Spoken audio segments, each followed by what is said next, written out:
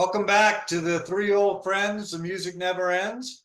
We're David, Jose, and Mike, and we're here to talk about some of the songs that we put on our recent playlist. Being that it's the end of October, we decided to do a Halloween themed playlist. Now we're going to get into the discussion about that. It may be a little different from the yours or the traditional ones or whatever, but it is our playlist, and we figured with Halloween coming up this Thursday that we'd go ahead and build some playlists that have some Halloween themed music, maybe some spooky music, some dark music, things that we think represent Halloween in some way or not. So we'll go ahead and launch right into it since it was my turn to start it off. The first song I started out with, I said I've got to start the tone right with something that everyone knows. And so I started out with Thriller by Michael Jackson. Following that, Jose put on This Is Halloween by Citizens of Halloween. Then Mike followed up with a song called Halloween by the Dead Kennedys. So we'll talk about those first three songs to begin with, and then we'll get into the others. So I started with Michael Jackson and with Thriller, and I just have to say that this is our 29th playlist that we've done. We started this about a year and a half ago or so. So 29 playlists, 15 songs per playlist. You can do the math. I'm pretty sure this is the first Michael Jackson song that made it on the playlist. So I feel pretty good about that. There's been other times where I felt like, oh, this would be a great place for a Michael Jackson song. Well, lo and behold, it made it onto our Halloween playlist. So everyone knows the song. It's big time video in the day as well. Even had a dance, I think, made named after it or something. So at least I know my kids would go and at the dances and stuff and do the Thriller. They do this, something like that kind of thing. And then who doesn't love the Vincent Price at the end? Having or towards the end of that song. That's always classic. So anyway, I started off with that. Then Jose came in with just the epitome of Halloween songs. I think is This Is Halloween, and I guess it's from Nightmare Before Christmas, right? Very kiddish and a fun song. It's gonna be one that when I put this on for my grandkids, they're gonna love the playlist, at least at the beginning. Once we get to the middle, I think they're going to be checked out and tuned out. But right off the bat, they're going to love that one. All the voices in that song, and it's just such a lot of fun. And then Mike with the Dead Kennedy song. I wasn't familiar with this song, but just has an edge to it, a Halloween edge to it, really, where it's raucous, and it talks more about, I guess, the young adults partying and going out on Halloween and that kind of thing, and having to go to work the next day and maybe a bit hungover and telling stories about it. And there's some other hidden meetings I'll let Mike and Jose get into, but no, good start on those three, although all three were very different. Right. Well, yeah, let me point. First of all, I'm not the biggest Halloween person. I don't like dressing up. I don't mind giving out candy. I think that's the fun part of Halloween. But I've never been a Halloween person. I think I've been to Sixth Street, everyone knows, in Austin once, maybe in my lifetime. It's just not one of my things. But I will say this playlist is really good about dealing with Halloween and some of the topics about Halloween and scariness and stuff of that nature. And of course, Dave started out with Thriller with Michael Jackson. Who doesn't think whatever you think of Michael Jackson, he was a genius.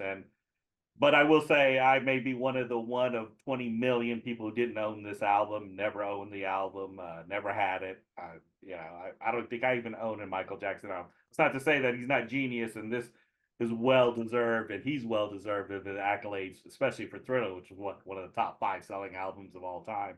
But I think and then I went with This Is Halloween by the Citizens from the movie. Danny Elfman kind of came up with it, and then the characters would sing it. So I always thought that was kind of fun loving song. I discovered that I've seen the movie.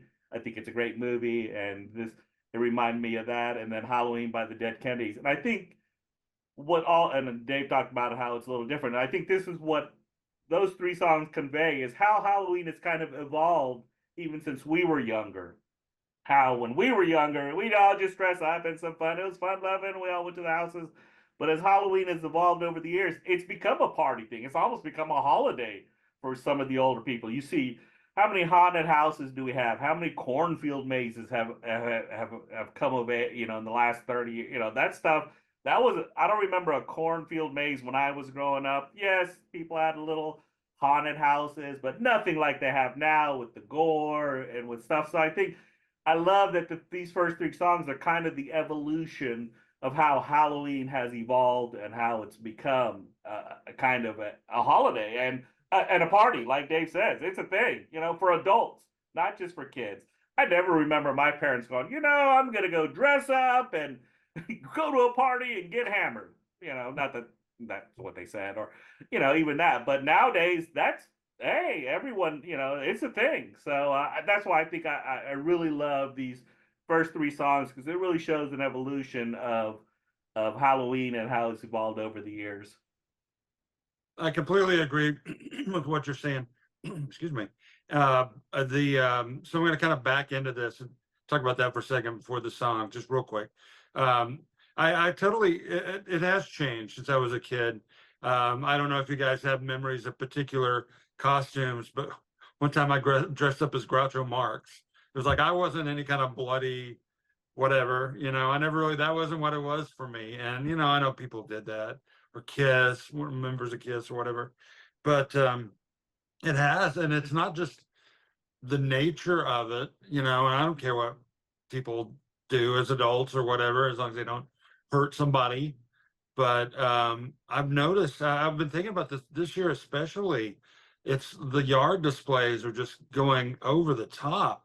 It's like, I mean, it used to be Christmas, you know, people go over the top, have the, you know, you see those shows on TV where they have competitions and people try to do that just in real life.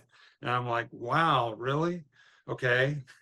I'll put out a couple of strings of light.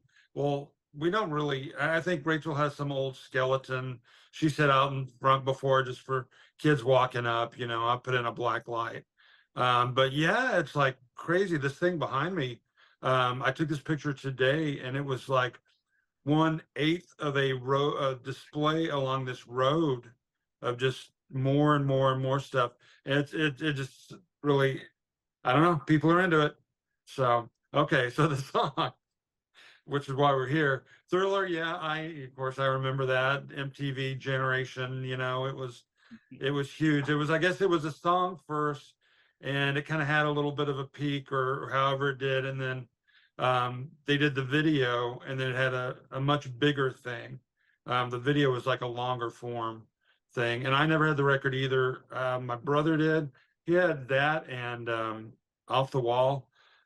He's younger than me, and he played those all the time, you know, and so you know, I like him, but yeah, I heard him a lot. So, and you can't deny, I mean, Michael Jackson's genius, you know, he was a great performer, and he did great. And that my wife still likes that song, so we hear it. It comes on every Halloween.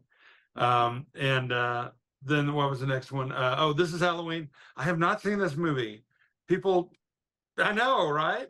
People, and it's like I love Tim Burton movies. I love Danny Elfman music.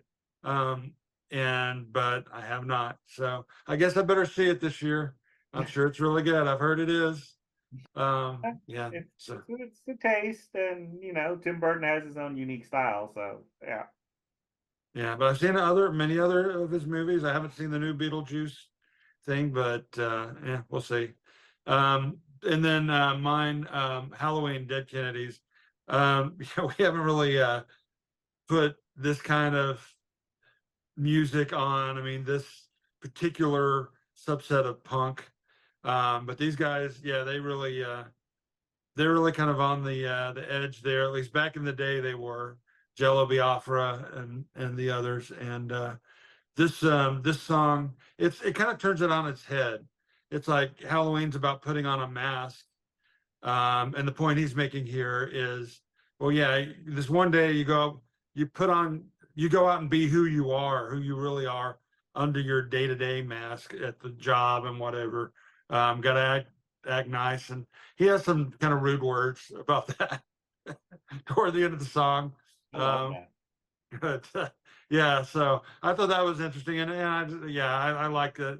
I like the sound of it. I'm not sure if I'll put any more of their music on or not. They have a good version of Viva Las Vegas. We'll see, and other things too. But yeah, so anyway, I put that on. I like all these songs.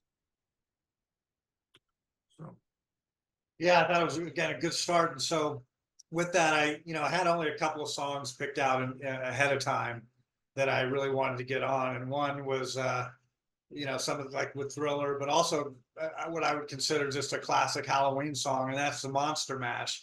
Sometimes we cringe when we do these playlists because we know the obvious, we know the song that that should be on there, and then for whatever reason, all three of us kind of go, well, I'm going to go in this direction or a little different, and then we never get the ones that are the tried and true. So I said, I'm not going to do that this time.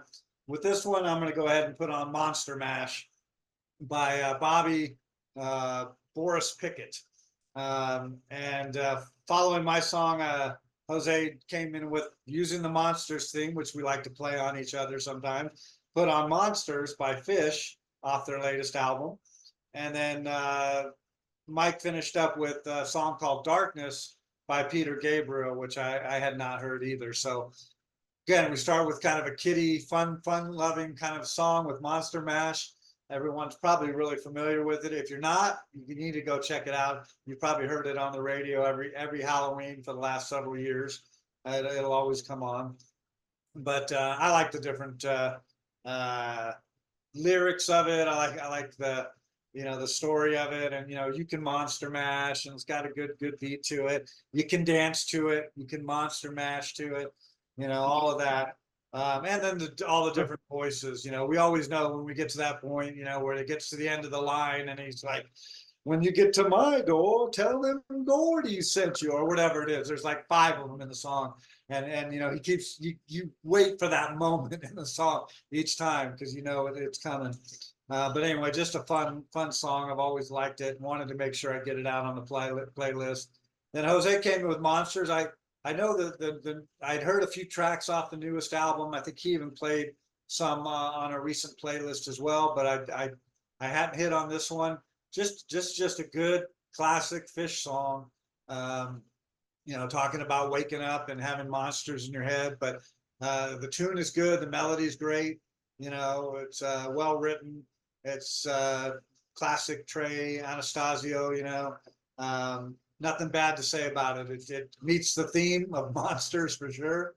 But then from that transition to the next song, I was not familiar with this song called Darkness by Peter Gabriel, and I have to say it kind of scared the crap out of me a little bit, because Peter Gabriel could be that way, but he starts out and it's just real soft and ominous, and the music on that, and then you have the Peter Gabriel's voice coming in, and then he takes it from kind of soft and whatever to raucous, gets the tension up, and then he brings it back down, and that's that's classic on how he deals that. And to me, when I listen to it, I think this is like a Halloween song for sure. So I was glad that Mike picked something like this, because it does put you in that framework of scary, spooky kind of Halloween, even though again it doesn't say Halloween. It's not Halloween. It's darkness. Yeah. Oh yeah. Well, my favorite in Monster Mash was the Thriller of its time. Well, for us growing up, that was the song. Every Halloween it came on, and you were like, "All right, that's right, the Monster Mash." My favorite lyric is "Whatever happened to the Transylvania? Whatever happened to the Transylvania Twist?" Which is another song by him, by the way. So I always like that lyric, and like you said, Dave, it's a classic, and of course, true to our form, this playlist, immediately just take a left turn, boom, left turn, and I went with Monsters, like you said, Dave, kind of playing off your monsters, but also with this twist, we go into a whole different realm of horror or what's scary or what's not scary. Monsters is more of a psychological thing. With Monsters is a song by Fish. It is a new song. I, of course, am biased. I think it's their best song on the album. I think it's a well-written song, like you said. I like that you say it's classic Fish, because it is kind of classic Fish, and I just think it's a well done song. And then Mike, of course, goes into Darkness by Peter Gabriel. Obviously, Peter Gabriel, I love Peter Gabriel. And what even reminds me more of is, because this was later on, more of his stuff like The Intruder. That song is similar in that aspect in some of his earlier work. And I know Mike will talk about this, but he intentionally wanted to jar the audience when he comes in with that. You know, you're just like, what? You know, yeah, I think I even scared my mom a little when I was playing it in the car. So, but it's a beautiful song, and like Monsters, it's a more he's facing his fears. I think it's something about him, his swimming and his thing like that, and facing his fears. Just like there's Monsters in My Head by Fish, they're facing their demons, so to speak. And I thought those two songs really went well together. You know, sorry, Dave, that we took that left turn on you. Oh, it's a fine. It's what we do. Oh yeah. Yeah. What can I add about Monster Mash?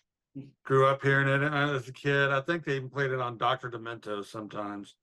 But and many other, I wish I could remember some of those other Halloween songs they did. But yeah, the line that jumped out at me was I guess he's describing the bands, the Coffin Bangers and the Crypt Kickers. I didn't remember that from before. So yeah. And so yeah, it was everywhere back in the day. Well, it still is, I'm sure. I don't know if I guess they're not stations that play on the radio, play all Halloween like they do all Christmas, but I'm sure someone out there is playing it right this moment. Yeah, so going into, you're right, we shifted, and but it's good. I think it's like we kind of evolve on here. We're just talking about Halloween, more or less, to like, fear, things that make us afraid. And that's when I heard that Fish song. I didn't have the Peter Gabriel song. It didn't even come to mind. And I'm listening to that, it immediately made me think of that, because they're both about, things inside your head, that mess with you, dark things. About the Fish song, I didn't realize this until I was looking at the lyrics later. I've listened to it several times. I like it, but it's very simple. There are not very many lyrics, which talks about how powerful it is that you can convey that feeling with the sound of the music, but also just the choice of the words and the way you sing it. So you're right. This is at least the second off that record, and then mine, Darkness. Yeah, I've liked that one for a long time. It is kind of, you can't just like listen to it, in a group situation, because it starts quiet for several seconds. There's this really low tone, and so the temptation is to turn the sound up, to what is going on here, and then it just is blasted all the way, distorting, the sound. I don't know what that is. It sounds like it's a human voice with some kind of synthesized thing, and then it just repeats, and it's like the musical representation of fear, which is the song is he's describing. He's afraid of swimming, the dark things going beneath me. I'm not using his words exactly. I'm scared of loving women, I'm afraid of loving men, just like all these different things that people, for whatever reasons we get hung up on, and but then it goes, but he says a line in there, I forget exactly, but I don't give in to the fears, or my fears will have me. And then he describes, metaphorically going into the woods, and there's this cabin in the dark part of the woods. He knocks on the door and looks in the window, and then goes in, and there's the monster that his fear has been he's been afraid of, is curled up on the floor like a baby, and then it's all dissipates. And so I think that's a really good way of looking at fear, because it can be, gosh, so overpowering. I know. Worry and fear, but yeah, so that's why I put that on. And just in concert, Jose saw the same show when he played this last tour, I guess last year. He had this big interactive, not interactive, kind of somehow like it was like a video screen. It was like a fabric, but they could put stuff up on it. He could interact with it. And during that song, he was behind it and kind of lurking, and there were these shadows, and then it would explode when that sound happened, and not literally, but you know. So yeah, he knows what he's doing. Well, the fact that you, even in that song, that he used the word monster, so all three of the songs had monster in it. So that was good. I don't know if you knew that when you put Darkness on, but you know, when you said knock at the door and the monster I was so afraid of, lies curled up on the floor. So again, I think the three went well together, and then I think I had already presupposed I was going to put on something from Alan Parsons' project, from the Tales of Mystery and Imagination. He essentially, his first album that he ever put out, he took the writings of Edgar Allan Poe and built it into a thematic type of an album. And this was back in like 1975, I want to say, or mid 70s. And so that wasn't quite a thing at the time. I mean, it became, some groups did do some of those thematic type of albums. If you go back and look at the Who and some of the others that did those things, but this was Alan Parsons' first foray into cutting an album and doing something. And so the song that I chose was "The Telltale Heart," which is again based on an Edgar Allan Poe story, and you know, kind of grabs you right off the bat with you know, like a lot of the screaming, and then the guitar coming in, and I don't know. It's just always for me. It's always just been a kind of a Halloweeny type of a song. And this time of year, I always seem to pull out the old vinyl and put that album on, because it's not just that song. They have, you know, they have "Fall of the House of the Usher." They have "Cask of Amontillado." They have these other songs that are all "The Raven." They have all the songs of Edgar Allan Poe, and they're all kind of like this little bit of a dark edge to the song because of how Edgar Allan Poe was. So hopefully you all enjoyed it. Then Jose came in with the next song was "Bury a Friend" by Billie Eilish, and I have to say I think this was our first Billie Eilish put on the playlist as well. More of a modern artist that I know I'm not that familiar with. My kids and my grandchildren might be a little bit more for that, but interesting song. And it, like the Peter Gabriel one, it kind of scared me a little bit too. It had that same vibe to it. And then Mike lightened the load a little bit, lightened the mood a little bit with the Warren Zevon, "Roland the Headless Thompson Gunner." More of a fun, I think, kind of a fun-loving song. But anyway, those are the three songs. I liked all of them. We're gonna have a common theme here going, because the playlist seems to build and grow, and there's not a bad song on it. Yeah, "Telltale Heart." I remember reading. It must have been in the 7th or 8th grade. We had to read that at Ed White. So I remember even reading that and thinking, "Wow, that's a creepy." You know, the guy buries the guy, but he keeps hearing the heart because he's guilt ridden. Anyway, and Alan Parsons really conveys that message in the song. You can almost feel it in the heartbeat that constantly follows that guy. I'm not going to get too literal into literature about that, but yeah. And then I went with "Bury a Friend." Now I'm no hipster. I don't know, not Mr. Billie Eilish. This was one of those things that I discovered when we were like, "Hey, let's make this," and I'm like, "Oh, you know, I wonder what songs are out there that I might not know that are different, that might be newer." And this song, man, it grabbed my attention immediately, and I thought it was a great song. And I really like and it, like Dave said, the lyrics on it are just she wrote it as the perspective of she's the monster under the bed talking to somebody else. And so, I like the lyrics: step on the glass, staple your tongue, bury a friend, try to wake up, cannibal class, killing the sun, bury a friend, I want to end me. I mean, and I will tell you something, don't watch that video. Oh, There's a okay. video of her doing this, and it is just even more creepy than the song itself. But I love the song. I'm not saying I'm a big Billie Eilish. It's coincidentally she was on SNL just last week. And I was like, oh my God, there she is.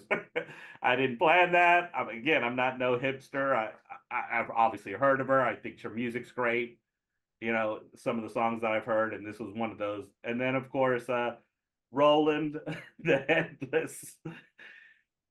Whether that's right, the fine line, whether Halloweenish or not, it does deal with PTSD, but it is kind of a sleepy, hollowish type of thing where these people are all kind of. He had to do something that he all of a sudden he realized, again, guilt ridden. All of a sudden found himself this, and now he's this headless guy with a machine gun, tracking down the guys who helped him kill people in the Congo as a mercenary. I think it deals more with PTSD, which again is a true thing. It's a real thing, and obviously Warren Zevon does that. I don't know how light the load it really made it, but I liked all three of these songs, and I like that Telltale Heart and Bury a Friend are kind of the same thing. He buried his friend. He was a telltale heart, and even the songs itself.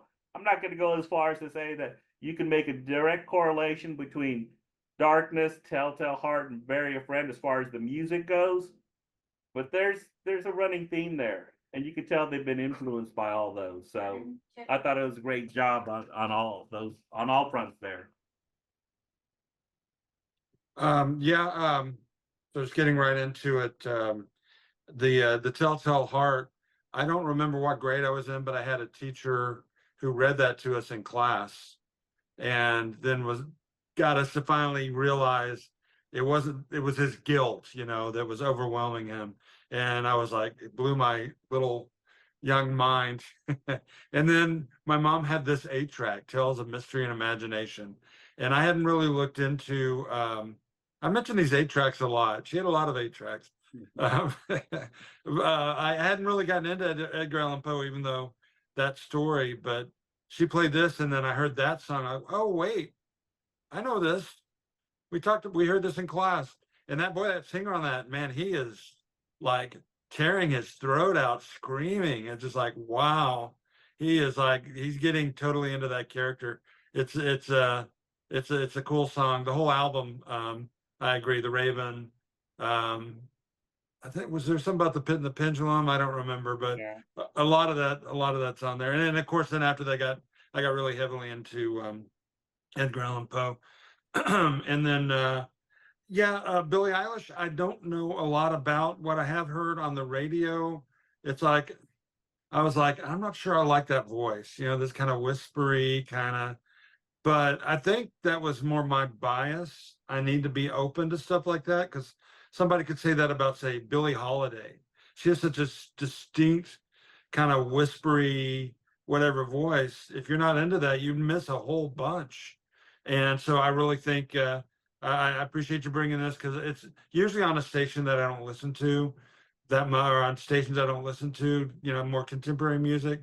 And so this one, yeah, it's creepy. I don't know. She gave a number of explanations, but yeah, the monster, from the perspective of the monster under the bed, and maybe your feelings about it, betraying a friend or not liking yourself, or just a lot of different. There can be lots of monsters under the bed. So, yeah, I don't know if I watched the video or not, but now you kind of have me interested. And that voice, I think, was perfect for that song, by the way, her voice. And then, okay, Roland the Headless Thompson Gunner. I'm not going to argue with you, but I didn't personally see the PTSD thing. I thought he was kind of, and now I'm going to listen to it in that vein. I'm not saying you're wrong, but I always kind of thought of it as kind of like a unorthodox kind of comedic song, but brutal about this guy. He's like, He's basically been killed, his head's blown off, and then he after out fighting the Bantu and all that, and now he stalks the earth. And I think the comedy comes from more of the way the singer handles it, like talking about the man and what is it?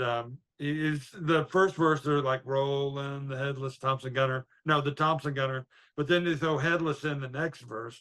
So I don't know. I just had that album it's off of, I like a lot, and so I will listen to it some more in that light. And the other song that's on that is Werewolves of London.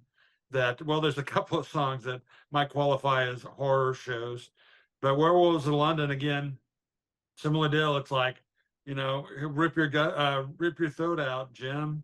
But it's kind of comedic. You hear that and you kind of So- laugh. So we really thought that that's where we were going to go, but I got to ask. I got this. So I got to do this right now at this point in the thing. Knock knock. Who's there? Ah, Wahoo. Werewolves of London.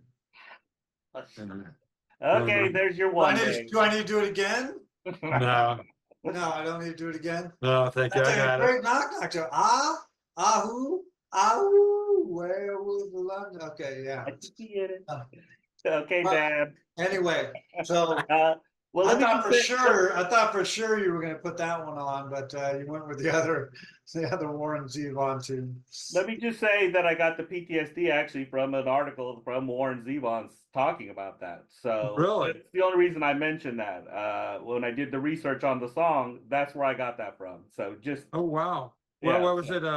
Well, you'll have to tell me where to find it, because yeah, that's really interesting. I've heard it like on its surface. So no, that's really interesting. He was a Yeah. troubled guy, and so yeah, I'm sure Right. that was something that was. anyway, that's where I got it. Just so to make some clarification. So, but I'll No, double check that. But I'm pretty sure that's where I did my infamous Dave research, and that's where I got it from. So go ahead, Dave. I like the Ichabod Crane's Sleepy Hollow reference to that. I thought that was a good And analogy how, there. how many songs have we had that name drop Patty Hearst? That's Right. true. Right, so there you go, breaking new ground. Oh, one other connection, since you're good at making these connections, Dave. He mentions Biafra. He pronounces Biafra, which is a portion of Africa where there was a bad civil war. And Jello Biafra was the dead Kennedy. So I did that on purpose. Sure, I did. Okay. Well, good time for a transition to the next three songs. I've always liked this Cat Stevens song. It was off his album called Numbers, a song called Nolan's Nightmare, and it's just the way the instrumentation of the song. I mean, the lyrics too. I mean, he's getting into that, but it's more just the sound of the song. Just always reminded me of kind of a being in a Halloween type of a thing. I like his low voice when he gets to that just above my head, and he does that real low register Cat Stevens voice that you hear, and the lyrics on it are way cool. He talks about why was I born a 9, cursed repeatedly. But anyway, it's a cool Cat Stevens song. If you've never heard it, check it out. Then Jose came in with Talking Heads, David Byrne with Psycho Killer, which I thought was a pretty good choice at this point in the playlist. And then Mike came in with Murder by Numbers, a live song by Frank Zappa with featuring Sting, and talk about it in the live show about how he just met him backstage. Hey, you want to come out on stage and perform with me? And he said okay. And I think that's what makes the beauty of some of these live performances, that it wasn't scripted. Yet he came out there and performed with him, and cool song too. I'd never heard the song. But anyway, those were the next three, kind of talking a little bit about killing and murder and some of that. But what'd you guys think? First of all, I'm gonna have to admit something that I shouldn't admit, but I'm going to admit this. Murder by Numbers. I used the Police song. I didn't use the Frank Zappa song, so Huh. I didn't hear that live version, but I used the Police song. Man, I thought that was even just as creepy as any of the songs that we have. This, how easy it is, just easy to kill people. So I apologize. So maybe I shouldn't talk about Murder by Numbers. Other than that song is fantastic on the Police on the Synchronicity album. I was like, oh yeah, this is how easy it is to once you've got your first kill in that. So maybe I shouldn't talk about it. Y'all can talk about it. Sorry about that. I don't No, know why whatever. I didn't make that connection there. My bad. Psycho Killer, obviously is classic. I use the acoustic version with a lot more strings in it and stuff like that. Uh, it's a classic. Obviously, Stop Making Sense. They reread it, and of course, he opens with that, and it's just as bad. So everyone knows Psycho Killer. Talking about a serial killer, and then Cat Stevens. I just never thought Cat Stevens would be. I never thought he was in this category until Dave brought this song to. Usually the happy-go-lucky, the Cat Stevens, and all of a sudden he's talking about in nightmares, and so I really enjoyed that song a lot, and I played that quite a few times and I thought those went well together. So I guess my assumption saying that Psycho Killer and Murder by Numbers goes well together probably for me it went well together on my playlist. So again, my apologies for that. Sorry about that, guys. Nothing to apologize for. Starting with the Cat Stevens. I had never heard this. I did a little research off just the Wikipedia, and well, I looked at the lyrics too. But it's from I guess it was his. I think it was his last album before he converted to Islam. But he put one more out under Cat Stevens before he then retired for several years. But I may be wrong on that, but it was a concept album, and it was about this planet with people that their jobs were to put numbers out there. They each had a number, and so I guess he was number 9, and they were the only people on this planet. I looked that up because I really didn't understand what the song was about, but it is the nightmare and all that. It definitely um, still captures that feeling of fear and nightmares and such. So I like it too. I actually would. I'm interested now in hearing the whole record because I kind of quit listening to his stuff about, I don't know, maybe an album or two before this. Once he did what's that? Another Saturday Night, and I Ain't Got Nobody. I was like, I didn't quite. Anyway, whatever. I'm getting off topic, but that was a good song. Then Psycho Killer, yeah. I mean, I'm a big Talking Heads fan. I know that one well. Just this other day, I saw an interview with him where he was like, that was the first song we wrote. That was like our first song that we put together as we were forming to be a band. And I don't know what the French means in it. He says a few words in French. I'm sure it relates to being a psycho killer, but it's a great song. I'll never stop. I'll never get tired of that song. And I guess I did. I missed that. Oh, we did this one differently. We did it via email or message back and forth. So I didn't actually know which version you had. Maybe I wasn't paying attention, but I just had the regular one. So I did see the one with the strings, and they've done alternate versions of a few back in the day. So I'm going to check that out. And then mine, Murder by Numbers. Yeah. So it's a Police song, and I guess Zappa just invited Sting on, or Mr. Sting, as he kept calling him, on stage, and they did it. And Zappa had a real good band. And he doesn't really sing or anything, which, yeah, it's a Sting song or Police song. And he does this introduction. I remember that song got a lot of people got really up in arms. It's like, you're condoning murder. What are our children going to do now? They're going to listen to this record and think it's okay, all that kind of crazy. Then it's evil. It's an evil subject. Then he references that about people, and he names a few of the things people said, particularly certain evangelists. And so he goes on a little bit of rant and says, I wrote the song. And yeah, so you're right. The album version of Synchronicity is really good.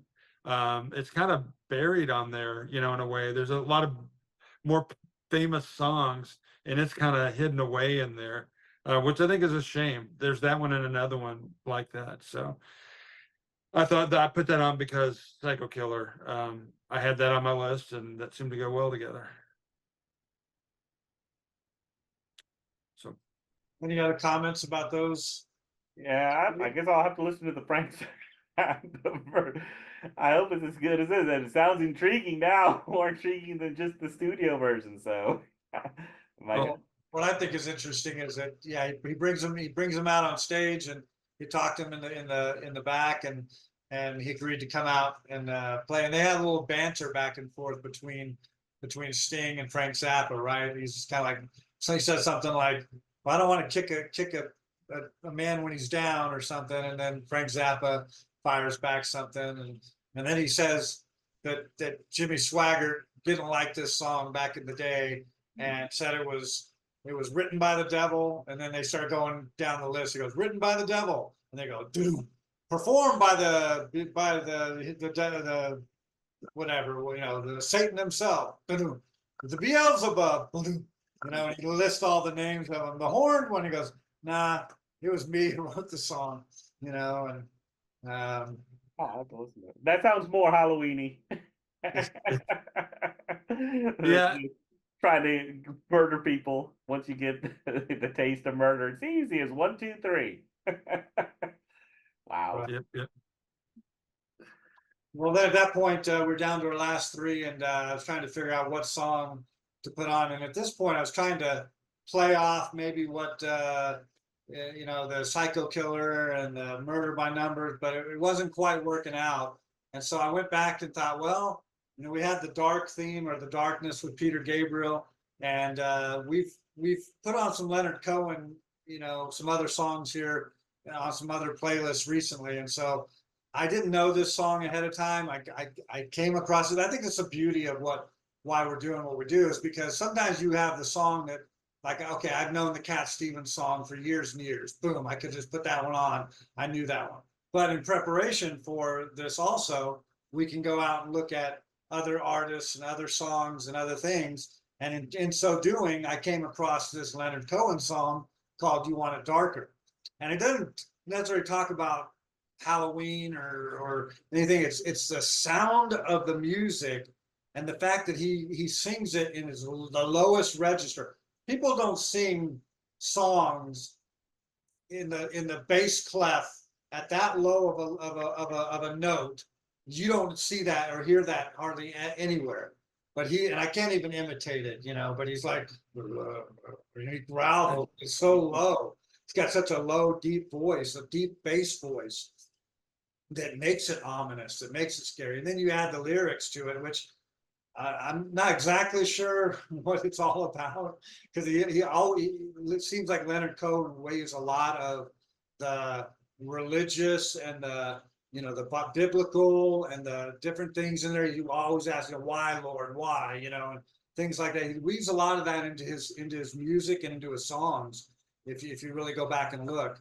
And in this one, it's the same thing. And then in one of the verses, though, he says, they're lining up to prisoners, and the guards are taking aim.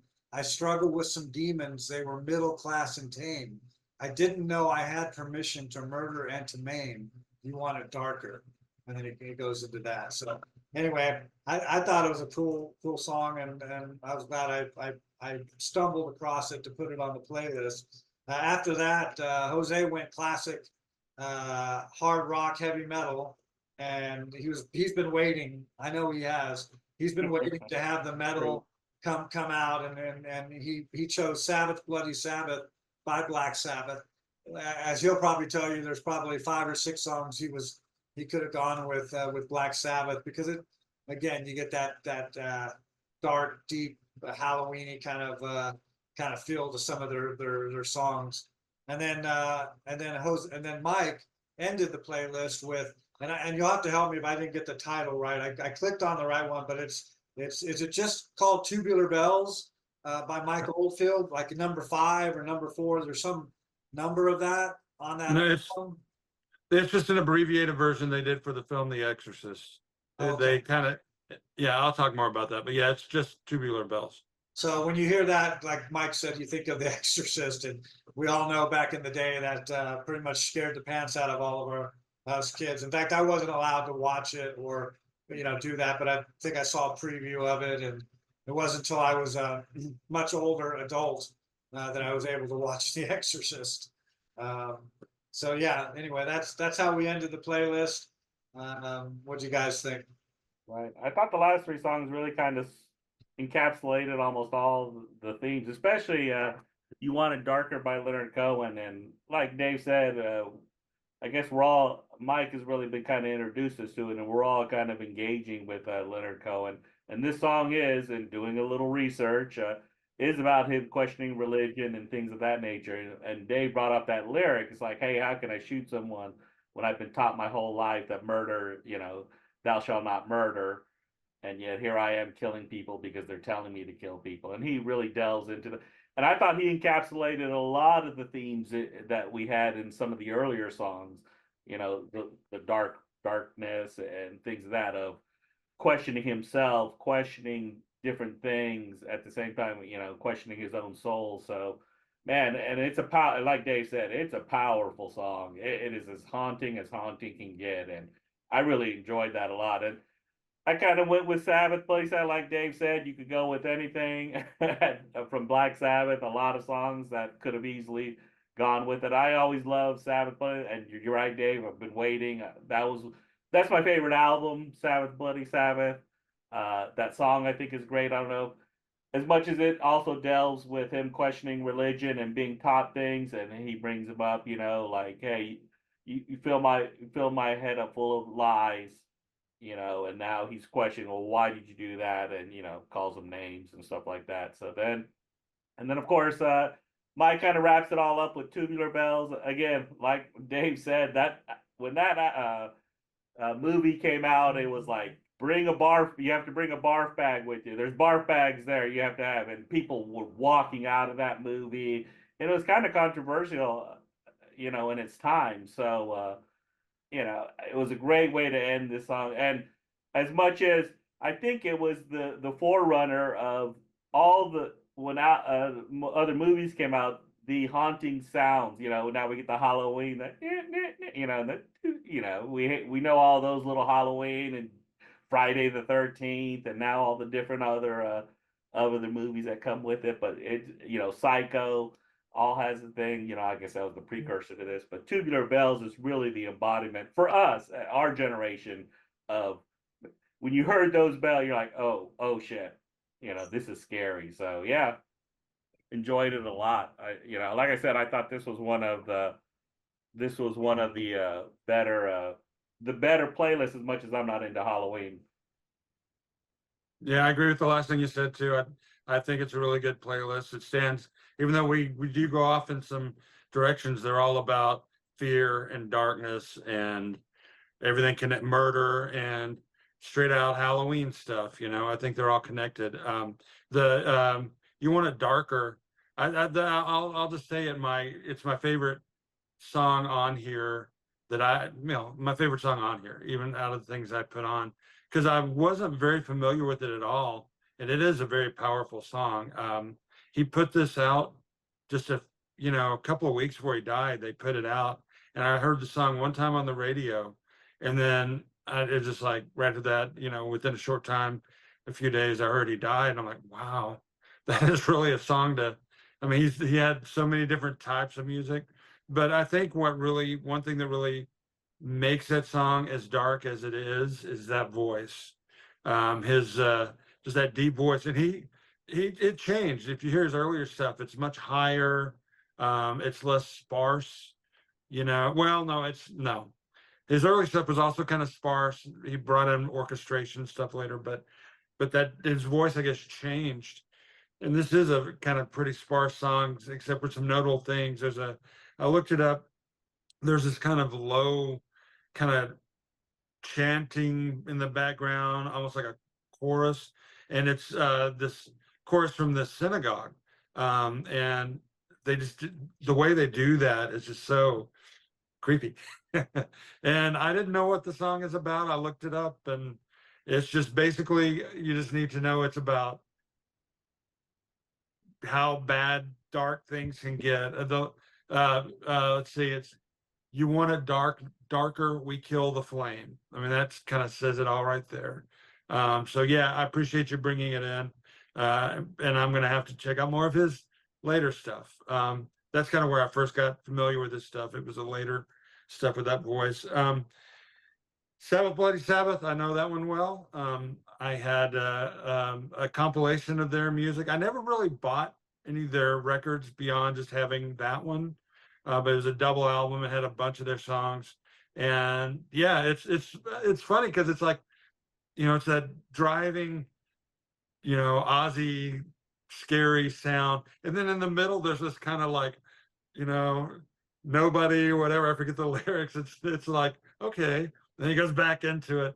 I'm still not really sure what it's about either. I mean, there's a lot of things. I mean, I don't know if it's a combination of something or other. It seems to be criticizing something, but I'm not really sure.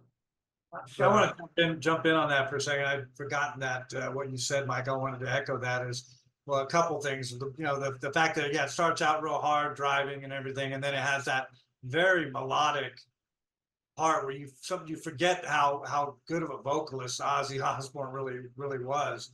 Now, what year was this? Like, is this like late 70s or early 70s?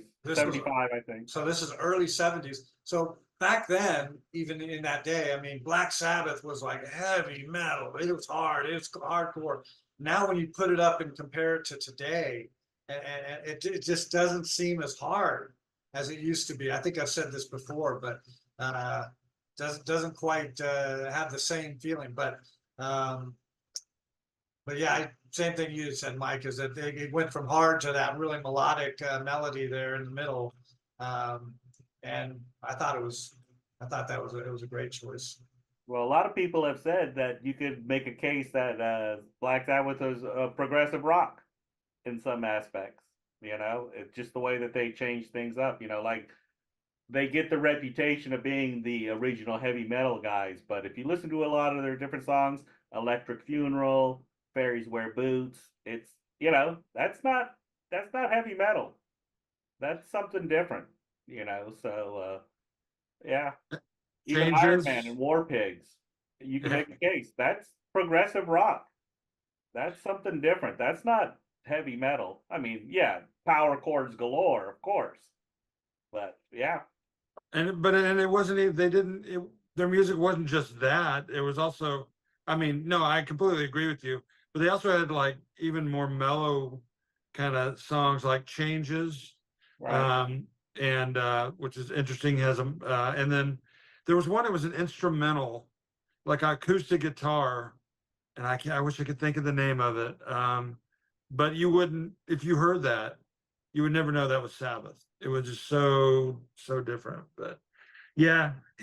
Now they kind of, I'm sure I didn't know them back then, the age I was when they came out, but I'm sure they were, really, wild, heavy metal sounding. And now they're I guess they fall under classic rock, right? There have been, well, it depends who you talk to. You'll hear them on a classic rock station. But Paranoid. You're always gonna hear Paranoid, the classic. yeah. And when they switched to Ronnie James Dio, they became more back to the heavy metal that they were. But with Ozzy, it was a whole different songwriting style. Yes, they had the heavy songs. The first album, like I think Mike mentioned that he might have thought that I put the song Black Sabbath on there, which is their opening track. What is this? And that should have probably made it instead of Sabbath Bloody Sabbath, to be honest. But then after that is The Wizard, and that's a song that, again, you're not gonna mistake that, as heavy metal. Messy morning, clouds in the sky, without warning, the wizard walks by. You're just like, wait, what? Okay, that's not heavy metal. So anyway, get off the rails there, so to speak. And yes, Black Sabbath was my first favorite band of all time. Like Mike said, we sold our souls for rock and roll. That was the first real album I ever bought with my own money.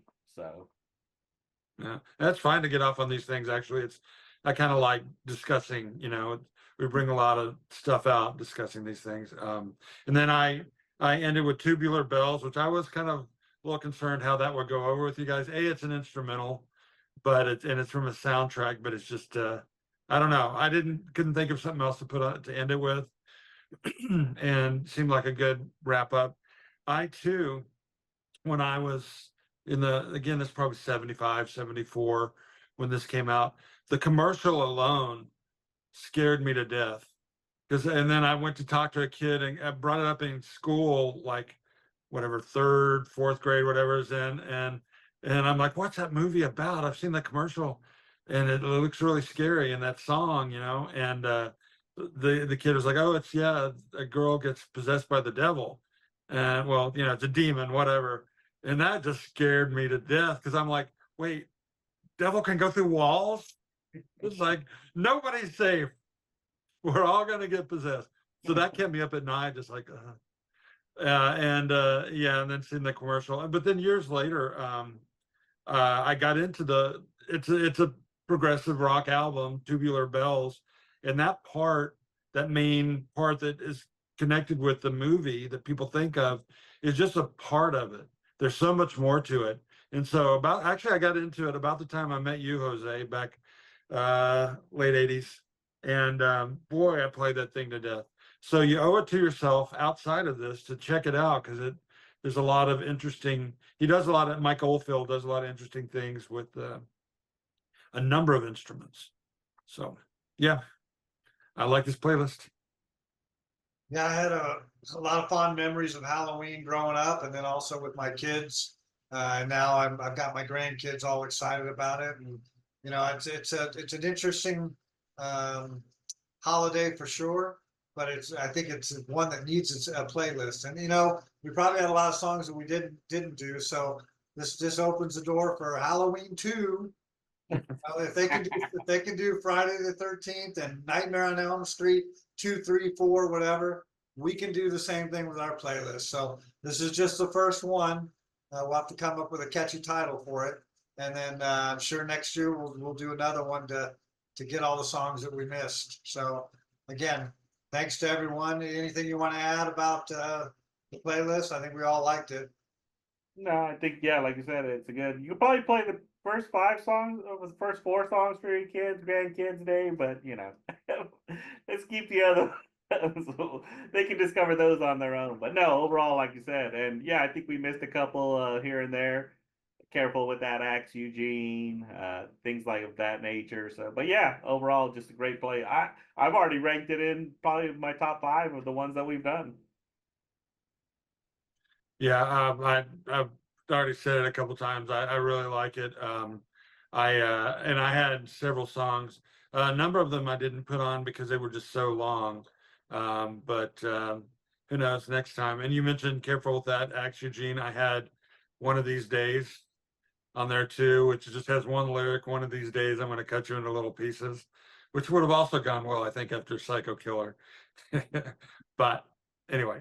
So along the theme of with the Monster Mash, I had thought about, even though they wouldn't have been very long songs, I thought about like the Addams Family or the Munsters theme songs, just because they're so iconic, and you know them so well. And then I thought of the song by Fleetwood Mac. I don't know why I think this is the song "The Chain." And when they get into that bass solo at the end, and it sounds like the Munsters, the theme or whatever. I always think that's Halloweeny to me. So maybe it'll make it next time. You know what I'm talking about, right? Yeah. I don't know if the lyrics to change is too Halloween. No, but the bass solo at the end where it's da da da da da da. That's for sure. Yeah, well, good. I hope everyone enjoyed it. If you do, check out our podcast, Three Old Friends, The Music Never Ends, and the playlist that goes along with it, and enjoy the Halloween music until we meet again.